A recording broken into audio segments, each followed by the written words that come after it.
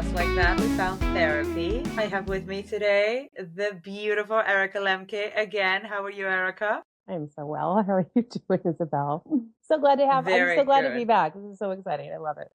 I'm so happy you're back. Erica is a sex coach and relationship coach, and also she is a certified sexologist. Correct. Also recently featured in The Secret Lives of the Mormon Wives that I ate up as soon as it came out. For a bit on fetishes. That is what can you say that word for me? Because like I saw that I Fetish or fetishes? fetish Yes. A fetishes. fetish or multiple fetishes. We're gonna talk about fetishes today. And like if I mispronounce, feel free to Sure. correct me, because like I've been in my head about this word since I've been Sure. prepping. But today we're here to discuss season 2, episode 12 of Sex in the City, La Douleur Exquise, which is the epic. Right in. It is the epic episode where Mr. Big goes to Paris. I can't. So, Erica, I am very, very honored to have you on for this one. My pleasure. Yeah. It was kind of interesting and how appropriate to have been featured with the episode, and then you reached out and was like, yeah, this makes sense. It does make so much sense. Right? Yeah.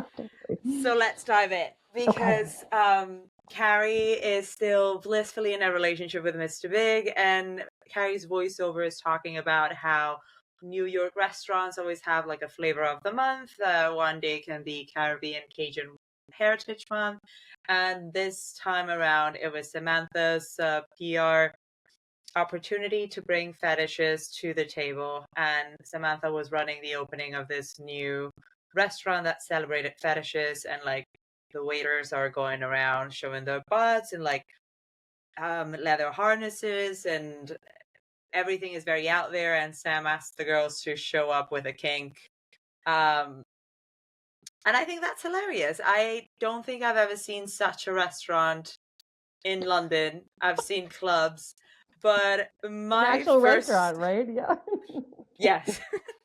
My first question to you is, do you think as a sex therapist or sexologist, do you think we all have fetishes, and how much a psychologist do you delve on the root of them?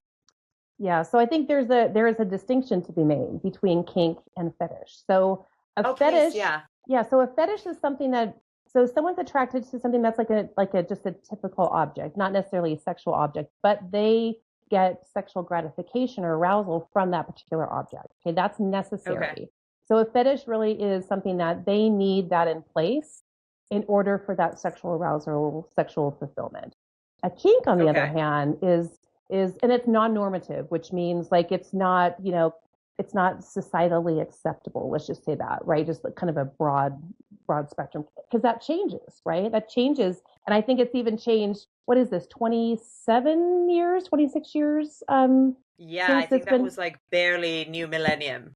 So you think now, like compared to like, would we consider this to be as like risque now than we did at that time? And I'm actually going to say no, because I think there's a lot more. The internet has provided such a platform in a lot of good ways about exploring sexuality, sexual forms. People can talk about this stuff now, even, chatting and so forth, but in a safe space where they get to kind of explore that. So I think it's opened up a lot. So going back, so kink is also non-normative, but it is not necessary for sexual, arousal or gratification. So it could be a preference, for example. So so when I look at like, so I think we are, when you ask about fetishes, I'm going to say it's more of what I would consider more of a kink. Do we have kinks? Because fetishes do require to have more of that, like, if I don't have this present, then I'm not going to be sexually gratified.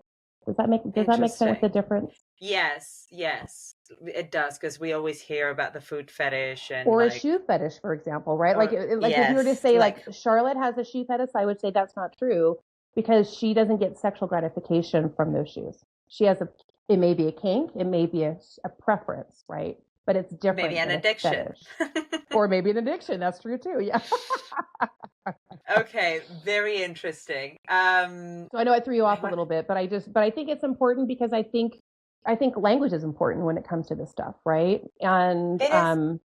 And I think it's just, making that distinction, I think can matter sometimes, right? Not always, but I think that's important. I think it is important, and like I had never thought that there would be a difference between one or the other, and I do think we're a lot more literate when it comes to anything sexual these days. So, like, thank you. Absolutely. Well, no, and I think too that is also part of like, you know, why social media and like when with the good stuff, right? That we can get good knowledge. And Yeah. obviously there's been more research and, all of this stuff in 25 plus years time that so I do think that matters, in that from coming from that aspect. Okay. Then in this restaurant scene, I think they're all like having fun with like the waiters and the fetishes and I don't know what. And Carrie says, "Well, I gotta go because Mr. Big is traveling tomorrow, and I told him I would help him pack." And Samantha says, like, "Okay, take this," and like she gives her a top hat, And the and crop and the crop. yeah. Mm-hmm. I also didn't know what that was called.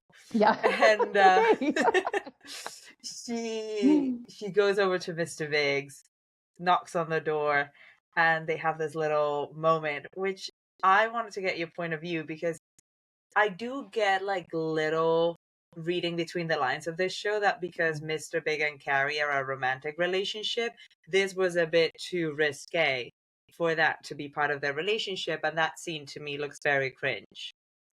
Mr. Big is like, fine, I'll entertain this, but like I'm not really into it.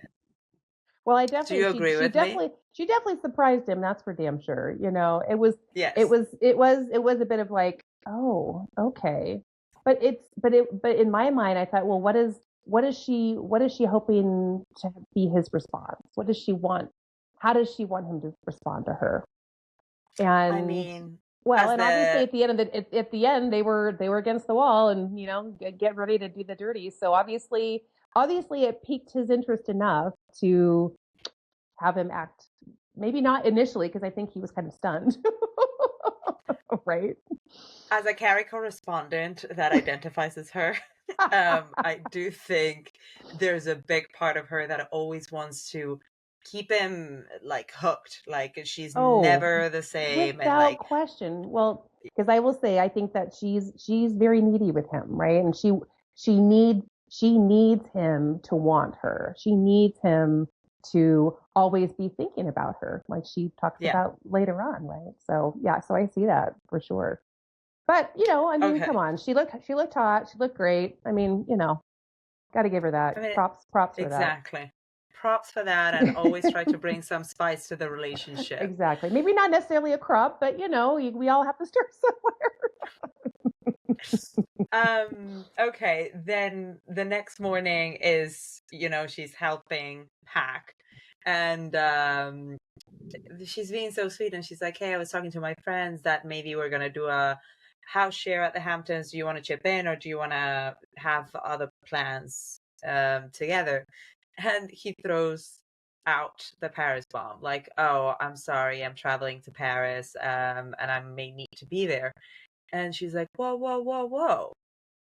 How long?" She's like, "Oh, for a while. I don't know. It's all in the works. I'll know more about it when I'm back." And she is pissed, but like she's just like, "Oh, okay, because the car is coming to pick him up."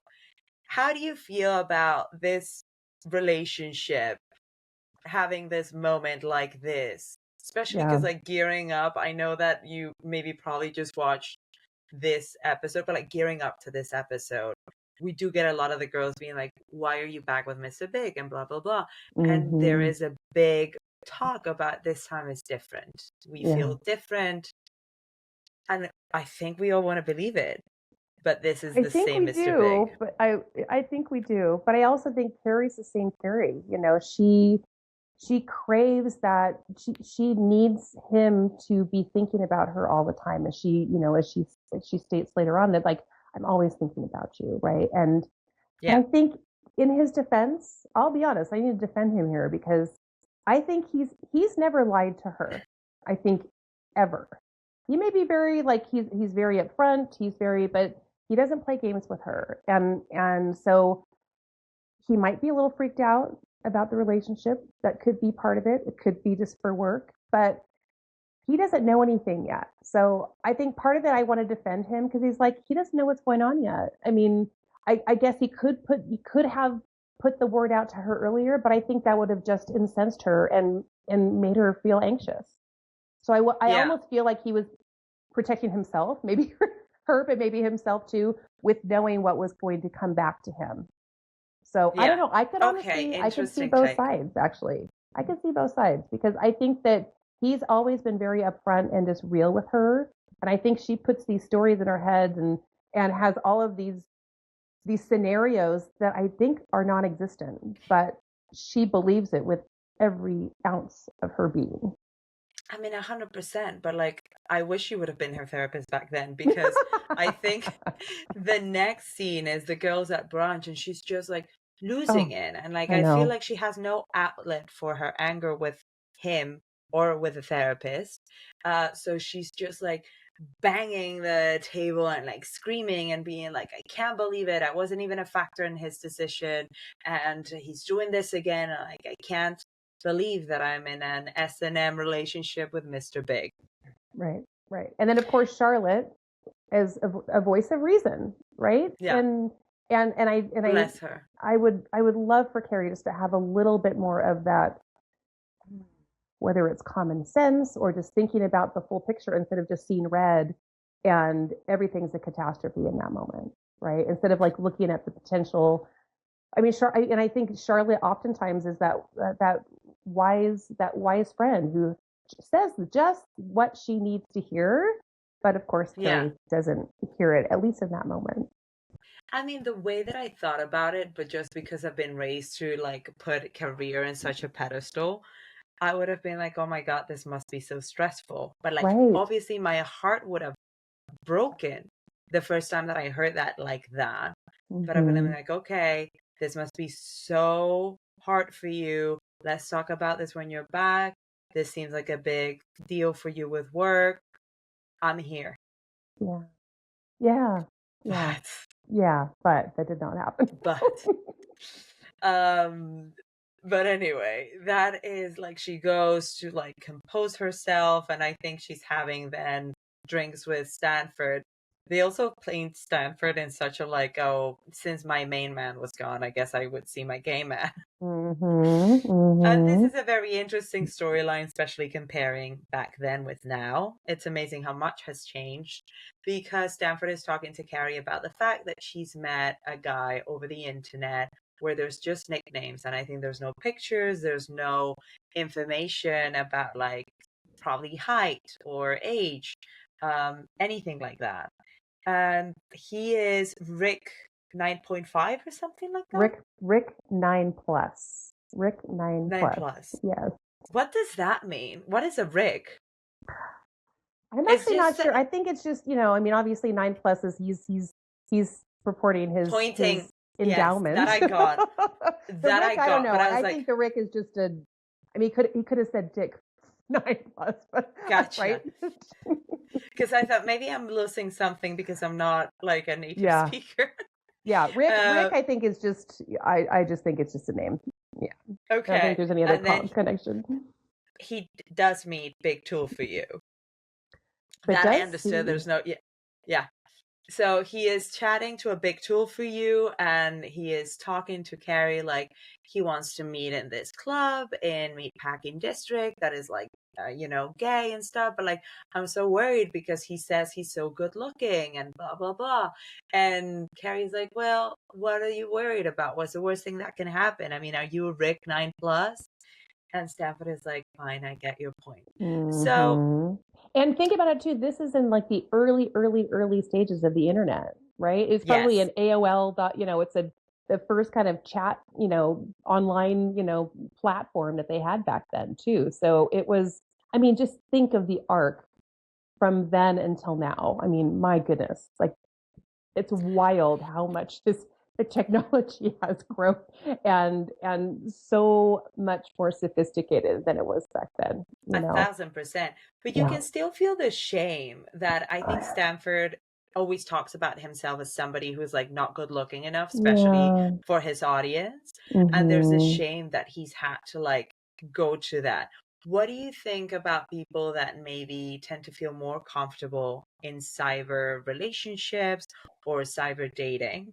Well, And it's safe, right? And by all, I mean, it can still be your name, your, you know, your likeness or whatever, but there is still a sense of anonymity there, right? There's yeah, still oh, and let's be honest. I mean, like you said, Rick, you know, Rick 9 plus, he is presenting a, you know, an image or a yeah. persona, right? So this is his alter ego, almost, if you want to say it in some way, that I think gives him a little bit of empowerment.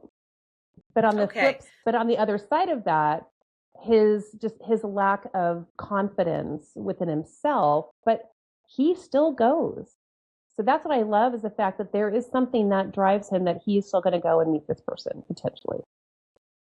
I love that, especially like being faced with like no clothes off. Oh goodness Because like, gracious, yeah. I know he wasn't expecting that. but like that's the thing with this show that I think they keep like putting in two very different boxes. Anything fetish and sex is like very carnal, and then anything relationship, like they don't explore that much. And, you know, and that's a fair point. But I also think too, it's important to talk about, like, sexuality is so individualized. Our, you know, we all have different desires and, you know, turn ons. I mean, I think the more that we normalize that we all have our own sexual, desires and everything that are individual, but also as a collective, I think that is so much more normal if we speak to that. I think that gives people a lot of empowerment and autonomy when it comes to what they desire. Yeah. And I think that hopefully there's been like a bit of a, convergence between like maybe because I think back then there was a lot more of like just identifying the woman as like the mother of your children and your wife, and like Very black and that white, role, right? yeah, doesn't Mm-hmm. necessarily is the woman that also makes your fantasies real. Well, it's And the like I think Madonna whore complex, right? yes, yes. So we're proud of Stanford for going on that date. We're proud of him for meeting Yes. maybe not big tool for you, but this guy that compliments his briefs. Mm-hmm. So you think that in terms of maybe being more comfortable, like from a behind the screen until you're ready to go for the next step, is maybe just like an extra step for you to build up your confidence, and maybe not something that you keep as a wall to protect yourself. Well, absolutely. Because again, if we keep that wall up, I mean, we're going to think we're staying safe, right? But we're actually staying very small. So, Yeah, yes, it's very vulnerable. It's very scary. But it's also very brave to be able to take that step, take that action step. And yeah, because you don't know what's going to happen, right? So either you try it on and you see how it fits. If it doesn't work out, you know what? I would much rather go into a situation like that and completely fail, because then I know at least that I tried it. And yeah, and I think that's what builds our confidence muscle, is to keep going out and trying it. Yes, we're going to fail, but if we fail forward and keep knowing that, okay, this didn't work out this time, but I'm I I can still try again. And I a think hundred that's the percent. power of that, you know? And I think the more that you have the ability to like laugh it off and not take Oh, yourself too seriously, the better amen. off you are. Amen. Amen to that. Okay, so then the other one of the other storylines for our girls is Miranda. Miranda is dating Will Arnett, who is Jack. almost back. Jack. Yes, Yes. Almost unrecognizable. Yes, you're right. right? My gosh, He's a yeah. lot more attractive now. I don't know. Anyway, um, Miranda meets him in like a used book sale or something like that, and they both have like this passion for historical biographies, and they decide to go out on a date, and or he shows her where which writer was it? Mark Twain. Mark Yeah, Twain. Mark Twain Mm-hmm. used to Mm-hmm. live, and that's the first time they have sex in public. And we quickly get like the message that like Jack is just very turned on by having sex in public. What are your Which you know, thoughts? this is called agoraphilia. So Oh, that's the technical name of it. So you think of people agoraphobia, like afraid yes, of open spaces or whatever. This is agoraphilia. So a love of that. Not only just a love of that is the turn. So the turn on. So this would be considered a fetish. This is his right. fetish. So this is not necessarily a kink because it's The not outside sessional. is the thing that's present. Yes. So that's what he needs to get aroused and sexually turned on is to be so it's the anticipation of maybe getting caught, right? So this is layered, right? So I mean it's about like freedom of like, you know, breaking taboos, breaking away from societal norms, freedom of like maybe, you know, for some people they've been told, well, you have to do it under the covers with the lights off, right? So now Right. there might be this, oh, I get to be more free, more maybe more myself, more, you know, relaxed in the situation. But also it's like the adrenaline rush of like, you know, maybe we're going to get caught, you know. But it's different also like from exhibitionism, right? Exhibitionism is, you know, someone who wants others to see them. That's their turn on. For Yeah. the agoraphilia person, their turn on is actually for themselves, like being in this space Right. that gets them excited and turned on.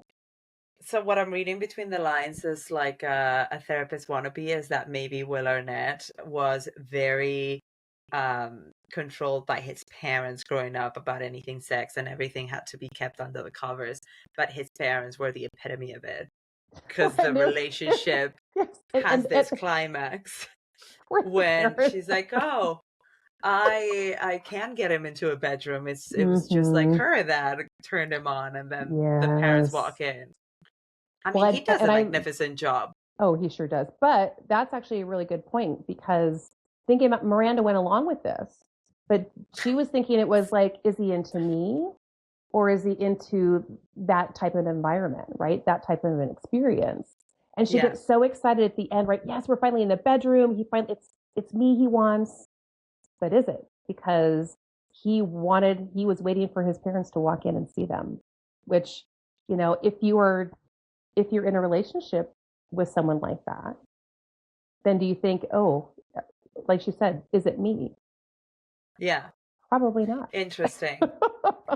Maybe So not as in an that expert, do you think probably situation. not? Okay, I'll keep that in mind for the advice for the Okay. girls at the end.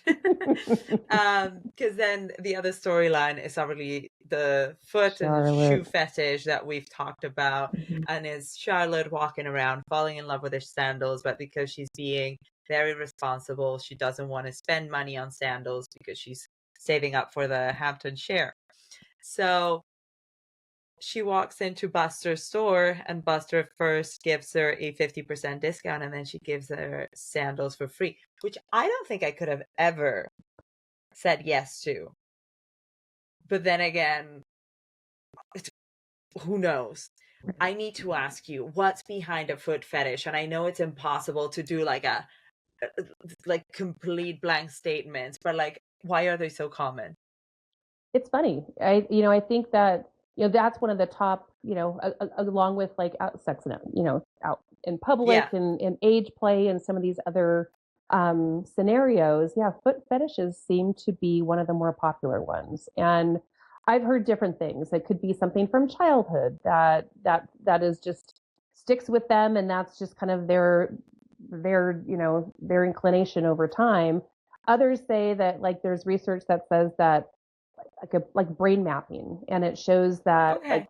the genitals and the feet are potentially closely related. So when there is a stimulus that happens, that maybe the foot and the genitals are so close in that brain mapping that there is a connection there.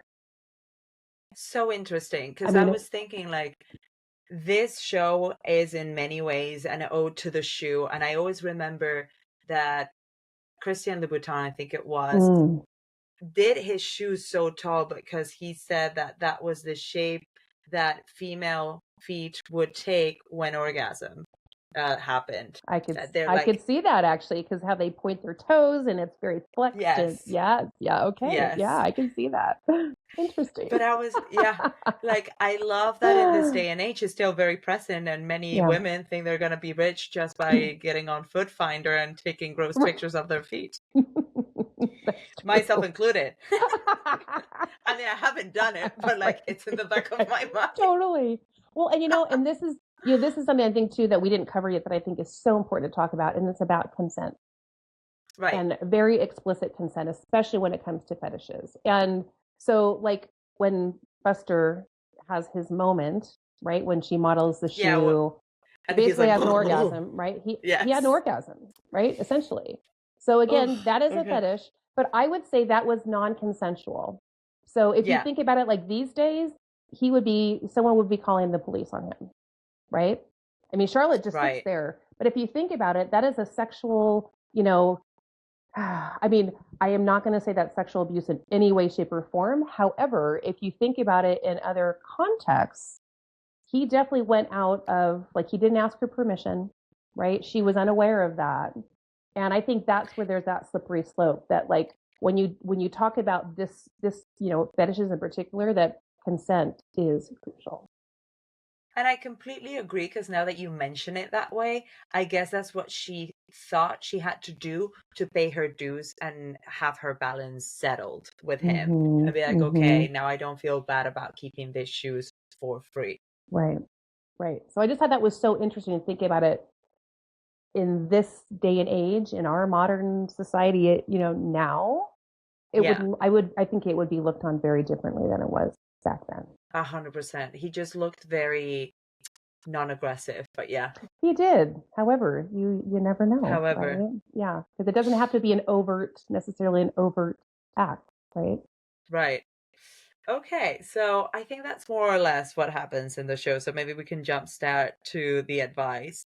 Um, and I have to say, I'm very disappointed that, like, in such an episode, Samantha's storyline is Neil.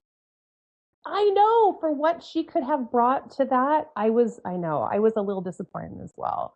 But it was interesting when, she was telling all the girls about, bring your kink, bring kinky, right? So this is, So I that's mean, my question to you. yeah. What would you have maybe told the girls to, if you were Samantha, what would you have told them to, like, come as or come prepared with for the opening of the restaurant? Yeah. Well, she knows her girls. She knows them. So I think a little bit's on Samantha because, God bless Charlotte.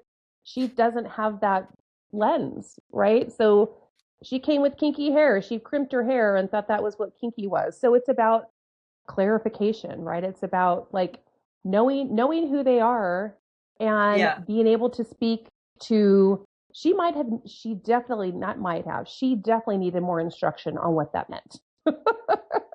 To say like, hey, what do you think kiki means to you? Tell me what Yeah. kiki means to you. Oh, hair. Let's reframe this. Let's reframe this from a sexual perspective, right? So I think it's important to clarify just because one person says kinky, there could be 10 people in the room and they're going to have different thoughts about what that definition means to them. Okay. Then for Miranda, and this is back to you saying, like, oh, is he interested in just being able to have sex with a woman in a public setting? Or is it Miranda? If Miranda was your client, how would you have told her to navigate his fetish with her if she was interested in maybe exploring a real relationship? Yeah. Well, I think that if she is the partner of the person who has the fetish, it's one of those things that, they have to, be open, hopefully, if they're interested enough to be compassionate, uh, ask questions, listen to, the person with the fetish, listen to like why and how and all of that to get a sense of like, what am I getting myself into? Right. But also if at any point she felt uncomfortable to be able to say, no, I don't want to do this and have all the right to say, yeah, this isn't for me and be really clear Okay. with that, even though potentially that might mean he's like, well, I'm sorry, I'm out because this is what I like. And then she has to make the determination, does she want to stay in this relationship knowing that maybe it's not just her, but he needs to have that connected with the foot or the agoraphilia in order to make that relationship work. I don't know. Okay. Knowing Miranda as we do, I don't think she's going to go for that. Not for too long, anyway. No. Could be fun I think she had a little bit of fun, but I don't think it's long lasting. Unless she No. also had that same. Could you imagine if they both? That's what they were into. It would be a match made in heaven. 100%. And I think, yes, for Miranda, it would have been fitting given how like controlled Oh and my stuff gosh, she no is. kidding, right? No. So seeing her out in the open and thinking about her, like, going on a hike and doing it out in nature, I was like, that would be. I'd love to see Miranda do that. Yeah. But I understand that maybe the parents was a bit too much. Because Yeah, I I think was that would have put surprised it when over she the edge. was, yeah, when she was like going with it in the cab and like, sure. I was like, Yeah, go Miranda. yeah. Although I'll tell you, I want to know what she's having because she can obviously have an orgasm in like 2 seconds. So Oh like, yeah, yeah, yeah, yeah. give me what Yeah. that is. Yeah, right. Yeah, Yeah. but Okay, then what about Charlotte? Would you oh, have Charlotte, modeled the shoes in I w- order? I would say no. Kind of what we talked about before. I just think that was Yeah. just too much ick. Too much ick. So you would have given up on the Hamptons house share, ponied up 400, and that Heck, was your, heck yeah. I don't think I would yeah. have been able to sit with myself if I would have done that. Ugh, I know. Okay, Tempting, and now, tempting though. yeah, It's tempting, it is but tempting. Shoes are yeah, shoes. shoes are shoes. Okay, and lastly, I'm gonna spend a little time on Carrie because this is one of the most epic Mm. scenes of this show. Is voila, le French hat, voila, le Big Mac, it's all of it. So when Stanford leaves for his big tool for you date, we see Carrie calling Mr. Big drunk because that's when she decides that he's gonna be the listening piece of the conversation, where she actually lets him know how she feels. And because she always bottles it up, it always comes out like this, like punching him in the bed when he pushes her out, or screaming at him at 5:30 in the morning Paris time while drunk. Mm-hmm.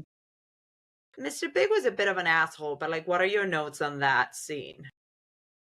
I'm kind of on Big's side. I'll be honest because I mean, number Yeah. one, she calls him and just starts ranting, like kind of what she does, right? Because she's carried this stuff in her head.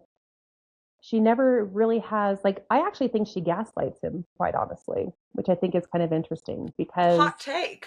she she has these stories that are conjured in her head, but she never really like if she were to like break it down with him, like actually talk about before she gets to that point where she explodes all the time, I think it would be definitely a different conversation, a different relationship if she were to maybe not make so many assumptions and have so many expectations about him and them. Yeah. I think about you all the time. I think about us all the time. Well, I don't know if that's necessarily true because she does have to work. She does have her girlfriend. So I mean, Yeah. there is more life than just Big, but how she presents that to him, I think it's a lose-lose for him when he's put in that Yeah. position. But I also say he always speaks the truth. He never lies to her. Yes. He never There was manipulates just, her. I mean, but there maybe was how he just, came across, right? And again, come on, let's be honest though. She woke him up at 5:30 in the damn morning and he was getting ready for a big, business, presentation or whatever. So I mean that's, I understand her feeling behind it. And yes, she was drunk. So you know what happens when we drunk dial? It's usually never a good thing. don't do it. Don't do it Don't out do there, it. folks. Don't do it. Okay. But obviously she feels like she's wronged in this situation. So when he's back at the 9 p.m. flight from Paris, she shows up with her little beret and like le Big Mac and le filet au fish and le fonsex and all that stuff. And I mean, she is so dramatic. Like Sarah Jessica Parker is such a trooper for delivering the scene like that, Oh, because that's where I have a problem with him. Like, I understand, like, of course, you can say, like, don't move for me, move for you, but like in a different way. Like, do you understand that if you move there and then I'm busy, you might resent me? Like, it's just so frustrating. Well, So it's so layered, right? I mean, it's so incredibly layered, and yeah, uh, and and then and then she has her little moment where she throws the fillet of fish, le filet of fish, the Big Mac, through. it's just like the what he says, because I think what she says is like, "Where? Don't be silly. Why would I be moving to Paris if it weren't for you?" And then Mm-hmm. he says, "I just wouldn't want you to move to Paris and then expect something." Yeah, yeah, I it is I heartbreaking.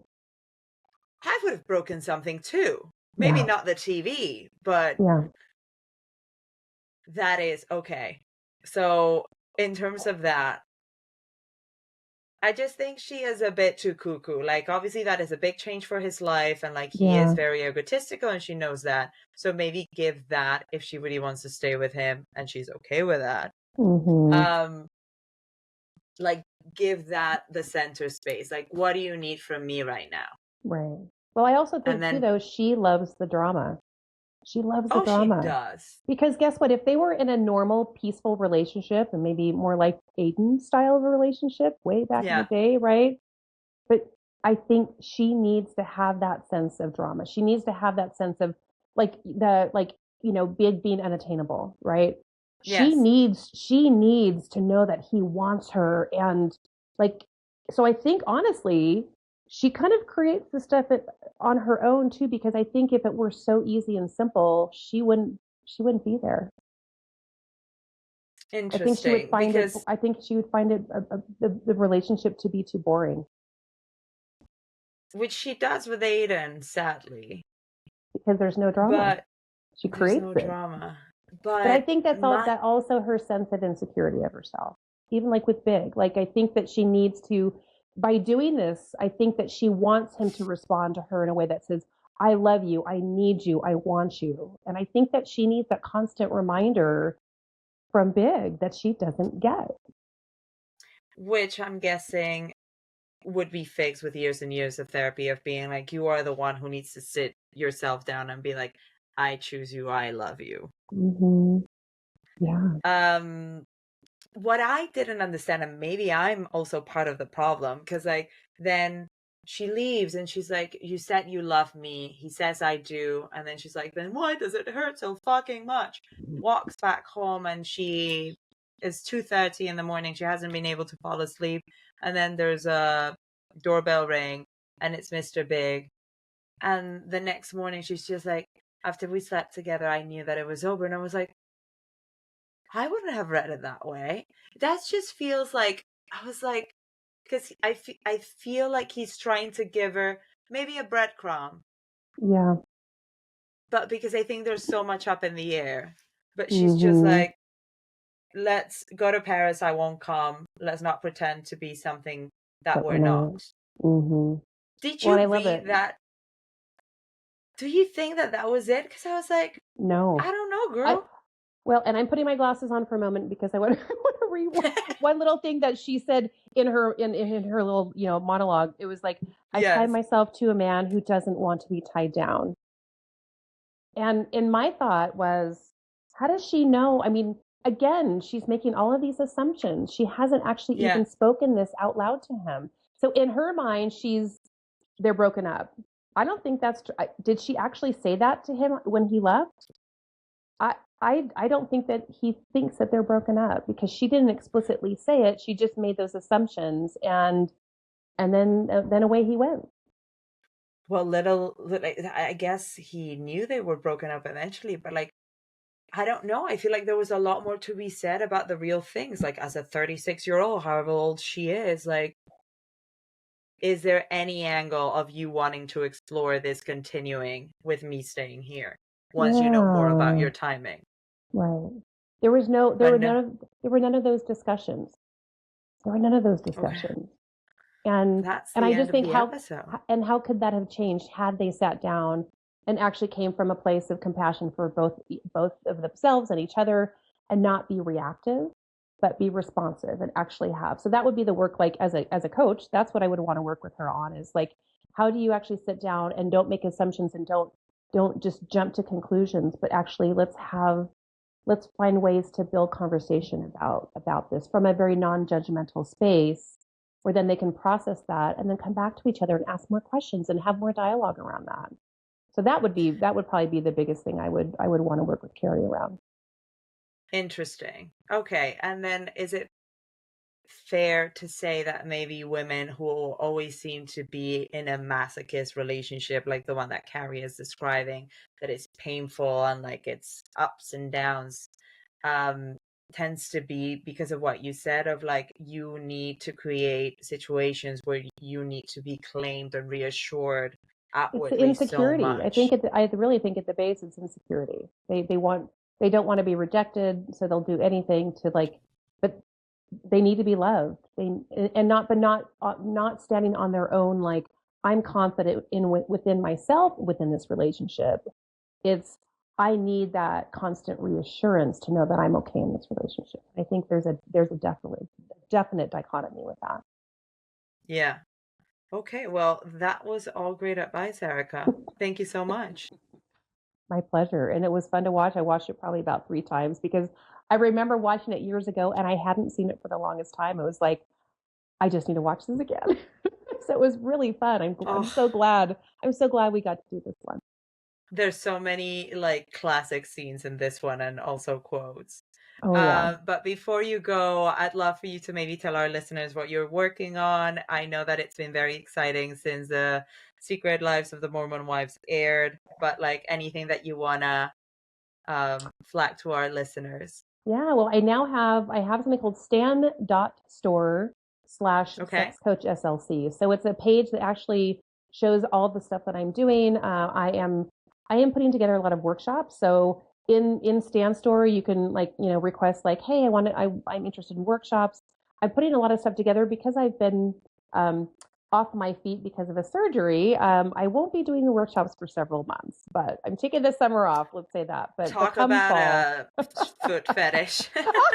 Oh, girl, what a way to end that. This is your time. Yeah, this is your time to go on Foot Finder. I don't think anyone wants to see what I got going on. I'm curious. Well, I guess you never know. Yes. No judgment. Judgment-free zone right here. Judgment-free zone.